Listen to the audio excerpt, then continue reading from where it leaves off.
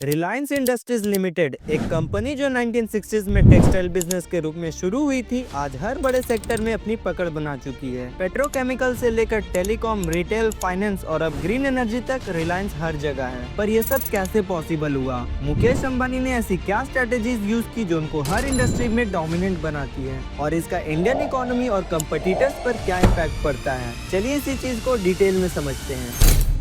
रिलायंस दो powerful strategies follow करता है, और इन दोनों चीजों को ध्यान से समझना। पहला वर्टिकल इंटीग्रेशन और दूसरा हॉरिजॉन्टल एक्सपेंशन। वर्टिकल इंटीग्रेशन का मतलब है कि किसी एक इंडस्ट्रीज की पूरी सप्लाई चेन पे कंट्रोल रखना, यानी कि रॉ मटेरियल से लेकर फाइनल प्रोडक्ट तक रिलायंस सब कुछ खुद से मैनेज करे। और इसका एक बढ़िया सा एग्जाम्पल मैं आपको बता दूं कि रिलायंस क्रूड ऑयल इम्पोर्ट करता है, और ये ऑयल्स को अपने ही जमुनानगर रिफाइनरी में रिफाइन भी करता है, और ऑयल्स को रिफाइन करने के बाद इसे अपने ही फ्यूल स्टेशन रिलायंस पेट्रोलियम के थ्रू डायरेक्ट बिक्री करता है। और इस मॉडल का फायदा ये होता है कि हर स्टेप पर कॉस्ट कंट्रोल होता है, प्रॉफिट्स मैक्सिमाइज होते हैं और थर्ड पार्टीज पर डिपेंडेंसी कम होती है। और अगर बात करें हॉरिजॉन्टल एक्सपेंशन की, तो इसका सीधा सा मतलब है कि नए नए इंडस्ट्रीज में एंटर करना और मार्केट को कैप्चर करना। और इस अप्रोच से रिलायंस अपने प्रोडक्शन और डिस्ट्रीब्यूशन दोनों कंट्रोल करता है, ताकि किसी थर्ड पार्टी पर डिपेंडेंट ना रहे। रिलायंस नए मार्केट्स में एंटर होने के लिए एक्विजिशंस का सहारा लेता है। आसान शब्दों में कहें तो रिलायंस नए मार्केट में जीरो से स्टार्ट करने के बजाय एस्टेब्लिश्ड कंपनीज को एक्वायर करके तुरंत मार्केट का लीडर बन जाता है। इनके कुछ बड़े टेक ओवर्स देखिए। ऑनलाइन फार्मेसी इंडस्ट्री में अपनी जगह बनाने के लिए इन्होंने नेटमेट्स को एक्वायर किया। लग्जरी टॉय रिटेल मार्केट में एंट्री के लिए इन्होंने हैमलेस को एक्वायर किया। जियो प्लेटफॉर्म, ताकि मेटा, गूगल जैसे ग्लोबल टेक जायंट्स का इन्वेस्टमेंट अट्रैक्ट कर सके। 2016 में रिलायंस का सबसे बड़ा डिस्ट्रप्शन आया जियो के साथ। फ्री डेटा और फ्री कॉल्स ऑफर करके जियो ने वोडाफोन और आइडिया जैसे कंपटीटर्स को मुश्किल में डाल दिया।